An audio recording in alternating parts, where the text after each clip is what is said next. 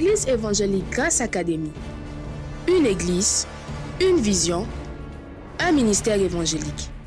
Une ambassade du royaume de Dieu, un peuple d'adorateurs, une église sans cloison, une voix prophétique, une vision pour sa génération. Nous prêchons et vivons l'évangile du royaume.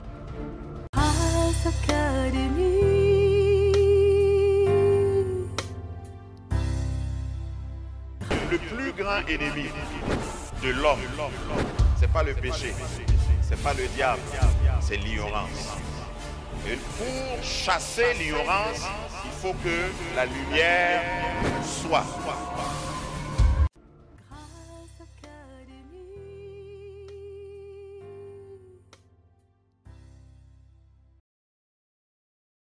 Et la parole était avec Dieu, et la parole était Dieu. Elle était au commencement avec Dieu. Toutes choses ont été faites par elle, et rien de ce qui a été fait n'a été fait sans elle. Ici, on parle de la parole logos, la parole qui a pris chair. Quand vous allez plus loin, on parle de la parole qui a pris chair et qui est venue, qui a habité parmi nous. Donc on parlait de Jésus. Au commencement était la parole et Jésus est la parole. Merci de vous reprendre vos places. Donc Dieu a parlé et ici, Jean nous révèle que c'est par la parole que tout a été créé. Et aujourd'hui, rejoignant notre texte de base, il est dit que nous pouvons tout. Par qui? Par Christ qui nous fortifie. Donc si la parole est en moi, il faut seulement que je la déclare dans les situations. Et exactement comme les 10 fois dans Genèse 1, ce qui n'existe pas viendra. Ce qui n'était pas possible deviendra possible. Ce qui était éloigné deviendra présent. Amen. Maintenant, en tant qu'enseignant, il faut que je dise que quand Dieu dit que la lumière soit, etc., et vous regardez Genèse chapitre 1, verset 1, la confusion dans la tête de beaucoup de gens, c'est de voir qu'on dit que Dieu, 1 Jean 1, 5 dit, Dieu est lumière et il n'y a point de ténèbres en lui. Pourquoi Dieu crée un monde ténébreux? Entre Genèse chapitre 1, verset 1, et Genèse chapitre 1, verset 3, selon les recherches des théologiens, il y a environ 1 million d'années. Est-ce que quelqu'un a suivi ce que j'ai dit?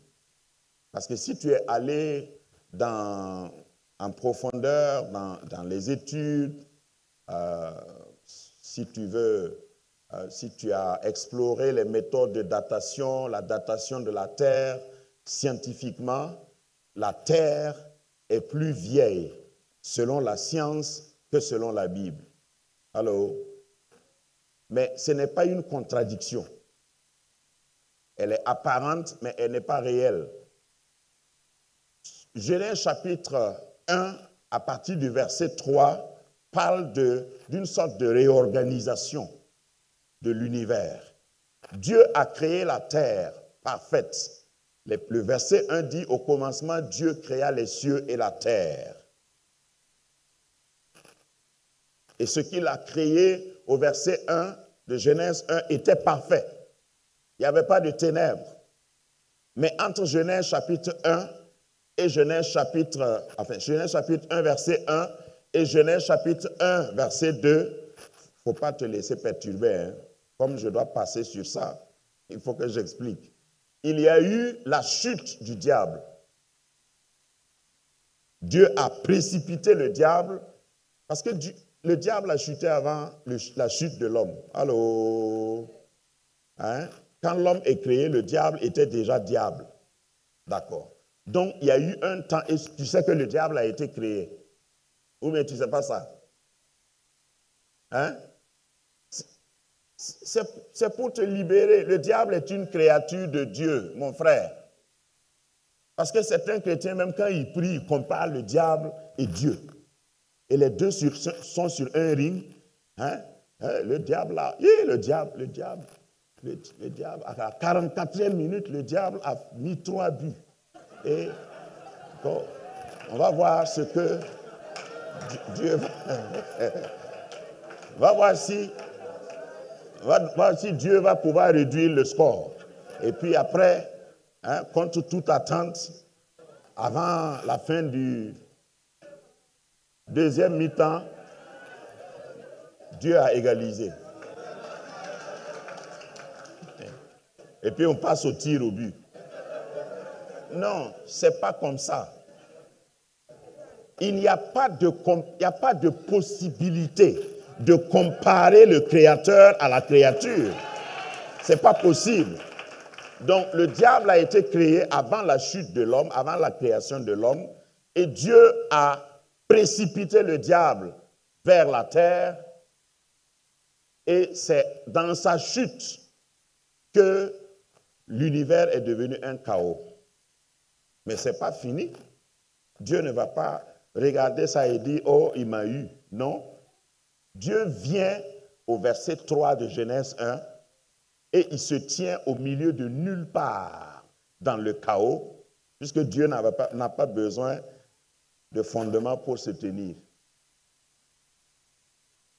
Ou bien tu ne sais pas ça aussi. Dieu n'a pas besoin d'une plateforme pour se tenir.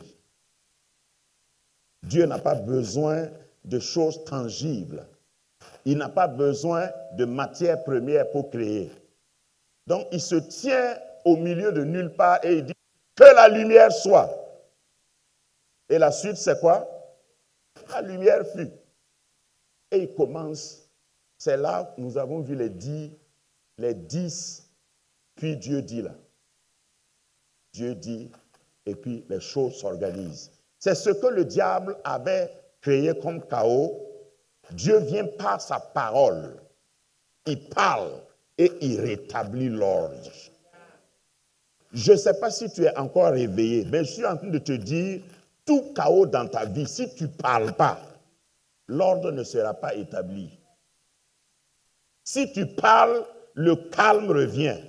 Jésus même l'a appliqué quand la tempête s'est levée sur le lac. Quand il s'est levé, il a parlé et le vent cessa. Il faut apprendre à parler. J'espère que tu as la parole dans ta bouche. Et ici, nous exaltons la parole. Nous mettons la parole comme barème, comme standard. Si tu prophétises et tu ne dis pas la parole, on te fait taire. Je vais parler des règles locales d'ici. Voilà. Il y a quelqu'un que j'ai rencontré qui essayait de me convaincre qu'il était prophète. Et puis, je me suis rendu compte qu'il ne sait pas lire la Bible. C'est un analphabète. J'ai dit, j'en ai pas besoin. Toi, tu ne peux pas lire la Bible, tu veux prophétiser. On est où? Va t'alphabétiser. Lis la Bible dans la langue que tu veux. Je ne dis pas de lire en français. Lis la Bible dans une langue avant de prophétiser. Si tu m'écoutes ici et là-bas, c'est ça la règle. Tu peux pas... ainsi parle l'Éternel. Quoi? C'est l'ignorance de ce que la Bible dit qui fait que certaines personnes vont se lever et puis faire des suppositions. Il n'y a pas de prophétie plus grande que la parole de Dieu. Et il n'y a aucune prophétie qui est au-dessus de la parole de Dieu. Et si tu ne connais pas la parole de Dieu, il faut te taire en attendant. Même si tu as une idée brillante, ferme-la. Parce que tu ne peux pas nous guider. Amen. Donc, Dieu a réorganisé le monde, l'univers, par sa parole. Lorsque nous regardons, les scientifiques disent, le chaos dont on parle, il y en a qui ont étudié. Je fais ces parenthèses-là parce que c'est important. Il y en a qui peuvent peut-être être abordés par certaines personnes dans vos milieux qui vont vous poser des questions. Il y a la théorie du Big Bang qui dit qu'il y a eu une fusion, un mélange ou une association entre l'hydrogène, l'hélium et le lithium qui, en réalité, sont des choses invisibles. Et la fusion de ça, par exemple, a créé les astres, le soleil, les étoiles, et le Big Bang qui est comme une explosion qui a commencé le monde, la création, et les choses sont parties de là. Si quelqu'un me parle de ça, je ne discute pas. Je vais te parler maintenant de comment, si tu ne connais pas la Bible, on peut te dérouter. Une fois, j'étais en classe, et vous savez que souvent, vous ne pouvez pas contredire le professeur. Ou bien, vous n'êtes pas d'accord, mais vous faites comme. Allô?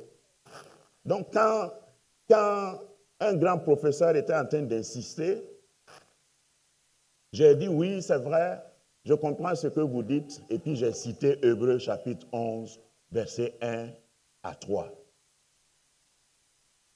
Qu'est-ce que ça dit? Or, la foi est une ferme assurance des choses qu'on espère, une démonstration de celles qu'on ne voit pas. Monsieur le professeur, l'hydrogène, l'hélium et le lithium, est-ce que tu vois? Tu ne vois pas. C'est de ça que la Bible parle.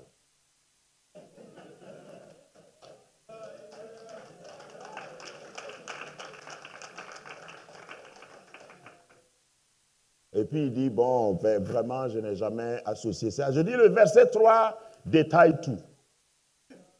Le verset 3 dit, monsieur le professeur, c'est par la foi que nous reconnaissons que le monde a été formé par la parole de Dieu, en sorte que ce qu'on ne voit pas, non, ce qu'on voit n'a pas été créé, n'a pas été fait des choses visibles.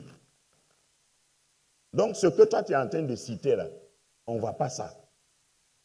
Ma Bible m'a déjà instruit, avant que je vienne à ton cours, que c'est l'invisible qui a créé le visible. Donc, il y a eu réconciliation entre nous. Mais moi, je sais ce à quoi je crois. Et j'ai eu une bonne note. Parce que quand on va à l'école, là, c'est pour avoir une note, non? Écris ce qu'il veut là, et puis sans nier ta foi. Et puis, tu remets la copie, et puis tu gardes ta Bible. Si tu ne parles pas, si les gens, pour paraphraser, si tu es au milieu des gens et les gens discutent, il y a quelqu'un qui te parle, puis dit, c'est les esprits faibles qui croient en Dieu. Hein? Toi, tu crois en Dieu parce que, voilà, parce que là où moi je suis arrivé là, quand les gens parlent comme ça, d'abord ils me font pitié, et puis ça ne m'impressionne pas. Moi, mon esprit n'est pas faible. Je sais que c'est Dieu qui a créé. Et quand il voulait créer, il a parlé. Et moi, j'ai reçu. Celui qui est en moi me permet de parler. Et quand je parle, ce qui n'existe pas vient à l'existence. Tu ne peux pas aller plus loin que ce que tu dis. Tu ne peux pas posséder ce que tu n'as pas dit. Donc, la foi, c'est une ferme assurance. Il y a des choses que j'espère, mais il ne faut pas seulement espérer, il faut le dire. La médecine a dit, toi, tu ne peux pas enfanter. Et puis tu dis, tous les jours, j'aurai mon bébé. Vous verrez, j'aurai mon bébé. Il ne faut pas répéter le contraire de ce que la Bible dit. Les gens te diront, les circonstances te diront le contraire. Ce que Dieu me dit, c'est ce que je répète. C'est pourquoi le thème C'est confesser sa parole. Les gens t'ont dit, cette maladie-là, en tout cas, tu ne peux pas en guérir. Tous ceux qui ont eu ça, et il y a des gens qui sont toujours volontaires pour te définir ça. Ce que je viens de dire plus haut, en prenant l'exemple de la science, etc., c'est pour te dire, tu n'as pas besoin de discuter. Ne discute pas. Ton médecin t'a dit, cette maladie-là, il n'y a pas son médicament pour parler africain. Il n'y a pas son remède. D'accord, j'ai entendu, merci, docteur. Mais ma Bible me dit, et tu confesses, par ces meurtrissures, j'ai été guéri. Et après, on n'a pas détaillé, sauf pour telle maladie. Donc, je crois en ce que la Bible dit. C'est ça, confesser sa parole. Puisque la parole de Dieu est une épée. Une épée fait quoi? Ça coupe, ça pique, ça transperce, ça blesse. Tout ce qui a été déclaré par la parole confessée, tu brandis et tu coupes ça. Tu annules ça. Donc, il faut savoir répondre. Et quand je parle de ça, je suis surexcité parce qu'il y a des situations que tu dois repérer et savoir qu'il faut que tu parles. Si tu laisses la situation comme telle, ça ne va pas changer. Il faut que tu parles. Si tu dois passer une nuit à parler, passe la nuit à parler. Si tu dois marcher en parlant, marche en parlant. Si tu dois sauter en parlant, saute en parlant. Ne laisse personne te convaincre que cette situation ne peut pas être changée. Tant que Dieu n'a pas parlé, ce n'est pas fini. Job a dit, je sais que mon Rédempteur est vivant et il se lèvera le dernier sur la terre. C'est-à-dire, tout le monde a parlé, mais tant que Dieu n'a pas parlé, ce n'est pas fini. Ton médecin a parlé. Quand Dieu n'a pas parlé, tant qu'il n'a pas parlé, ce n'est pas fini. Ton professeur a parlé, il a dit, toi, tu ne peux que cultiver du manioc. Tes parents se sont trompés en t'envoyant ici. Et là, je raconte l'histoire de quelqu'un. Et après, la même personne a embauché le professeur. Tant que Dieu n'a pas parlé, celui qui aura parlé en vain. Oh, je vois que tu vas renverser les pronostics. Tu vas renverser les prédictions. Dans ta vie, toi-même, tu seras étonné d'étonner ceux qui t'étonnaient. Quand tu confesses sa parole, il y a des effets. Reprenez vos places. Beaucoup de chrétiens connaissent la Bible, connaissent la parole de Dieu, mais ne la croient pas et ne la confessent pas. Et je représente cela comme quand tu as des munitions dans ta main. Hein? Si tu prends des munitions dans ta main comme ce que vous voyez, et puis tu jettes sur ton ennemi, qu'est-ce qui se passe? Hein? Il n'y a rien. Il ne sera même pas blessé, sauf si ça rentre dans son œil. Et ça aussi, c'est par chance, puisque tu n'as pas visé même. Donc, la Bible peut être dans ta main, mais si elle n'est pas dans ta bouche, Josué, tu n'auras pas du succès. Josué 1,8, on l'a lu tout à l'heure. Il faut que ce soit dans ta bouche. Mets ça dans ton revolver. Et puis tu projettes ça. Le même ennemi qui est devant toi, qui n'avait pas peur là, lorsque tu vas confesser, il va, au loin là-bas, il va sentir. Il va sentir quelque chose. Et il faut savoir que l'atmosphère est un champ de bataille. L'espace là, c'est un champ de bataille. Je ne sais pas si j'avais le temps, j'allais utiliser même certains termes technologiques pour vous parler de ça. Est-ce que vous savez que là où nous sommes assis comme ça là, vous savez combien de fréquences sont dans l'atmosphère? Des milliards de fréquences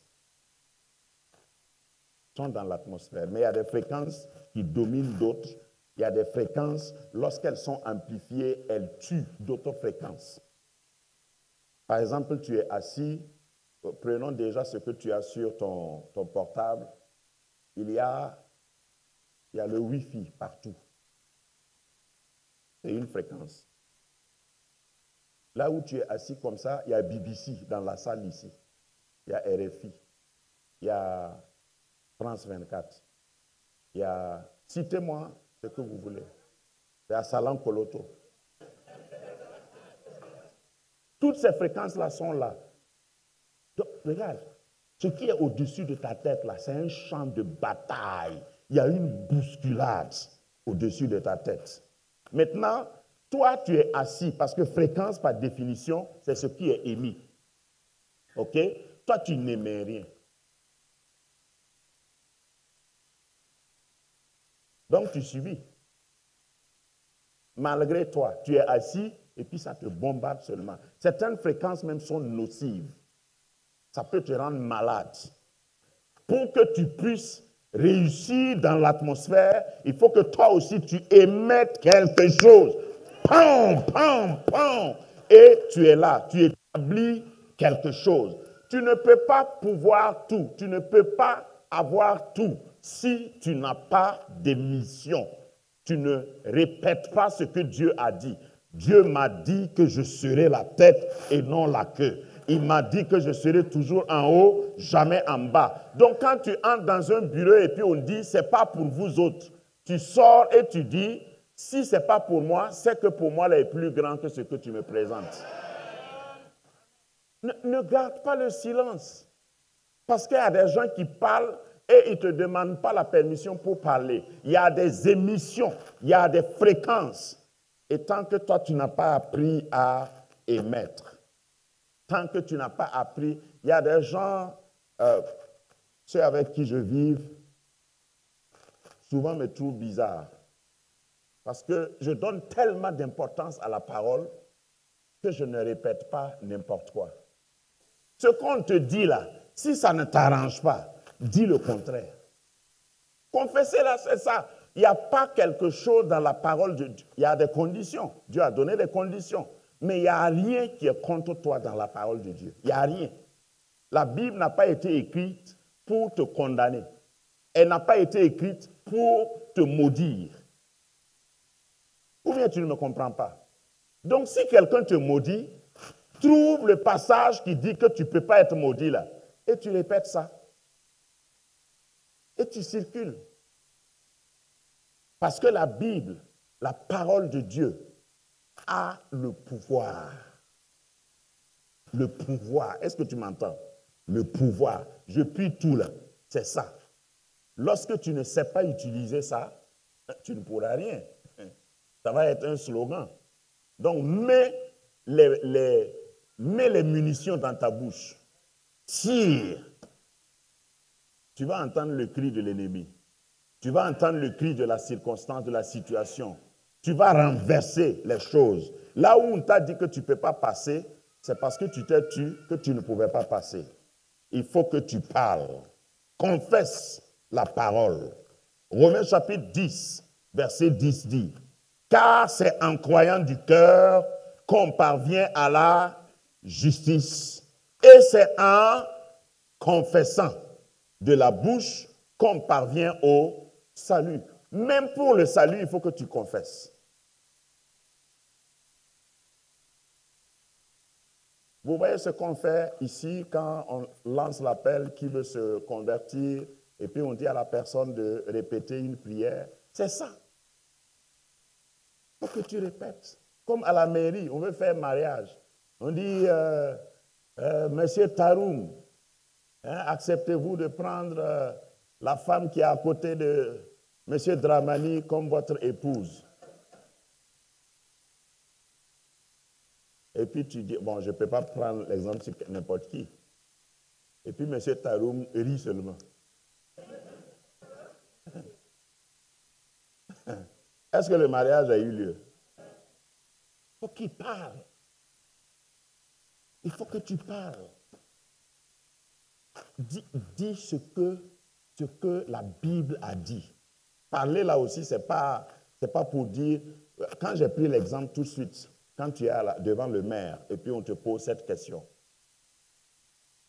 c'est parce que c'est devant une autorité établie que ça a de la valeur. J'ai répété depuis le début, parle, confesse sa parole. Ce n'est pas tes souhaits. Parce que même dans la prière, évite de te mettre à dire seulement des souhaits. L'histoire dit que la pierre qui gardait ou qui obstruait l'entrée du tombeau de Jésus valait 2 tonnes. Mais quel que soit ce que tu as mis pour me bloquer, dimanche matin arrive. La tombe est vide, vide, vide, vide.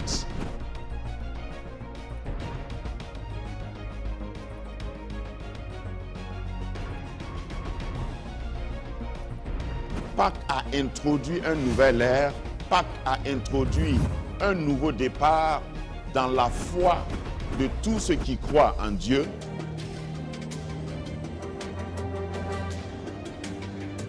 L'histoire dit qu'il y a des archéologues, même que les athées ont payé pour essayer de fouiller, pour voir s'ils ne vont pas trouver des ossements qui ressemblent aux ossements de Jésus. Mais ce n'est pas possible, c'est pas possible. Vous savez qu'avec le temps, les historiens, avec le temps, les savants, avec le temps, les archéologues, avec le temps, la technologie a fini par découvrir ce qu'on ne pouvait découvrir. Avec le temps, on a découvert même la tombe de Toutankhamon, qui était un roi riche qu'on a enterré avec toutes ses richesses. Avec le temps et avec la science, ils ont pu découvrir même le Titanic au fond des océans. Avec le temps, ils ont pu découvrir la cité qui était enterrée, la cité de Bombay, qui était enterrée. Avec le temps, on a fait beaucoup de découvertes. On a trouvé des ossements. Avec le temps, on a trouvé les rouleaux de la mer Rouge. Avec le temps, on a fouillé des sites en Israël et on a découvert la cité de David. Avec le temps, on a pu découvrir plein de choses qui étaient enfouies, qui étaient cachées. Mais avec le temps, on n'a pas pu découvrir les ossements de Jésus. Avec le temps, ils ont cherché, ils ont tout fait, mais son tombeau est vide. Ils ont essayé, ils se sont réunis. Et aujourd'hui, on a inventé des scanners puissants. Et on n'a plus besoin de creuser même. On peut scanner la surface de la terre pour trouver des choses sous la terre avant de creuser. Ces scanners existent aujourd'hui, mais on n'a pas trouvé les traces des ossements de Jésus. Son tombeau est vide et pour toujours. Et c'est pourquoi Pâques nous annonce que ce n'est pas encore fini pour toi. Je ne sais pas ce que ton médecin t'a dit. Je ne sais pas ce que ton professeur t'a dit. Je ne sais pas ce que ta maladie, ta condition, je ne sais pas ce que ton salaire, statistiquement, te prédit que tu vas devenir. Mais ce n'est pas fini. Comme son tombeau est vide, je suis radical ce matin pour te dire que tu n'as même pas besoin d'attendre dimanche prochain pour le célébrer. Son tombeau est vide pour t'annoncer que tout ce que l'ennemi a voulu enterrer en toi va sortir. Parce que c'est par sa mort et sa résurrection que nous sommes devenus enfants de Dieu. Il est monté au ciel et il nous attend. Et c'est la promesse de ce corps glorieux qu'il va nous donner.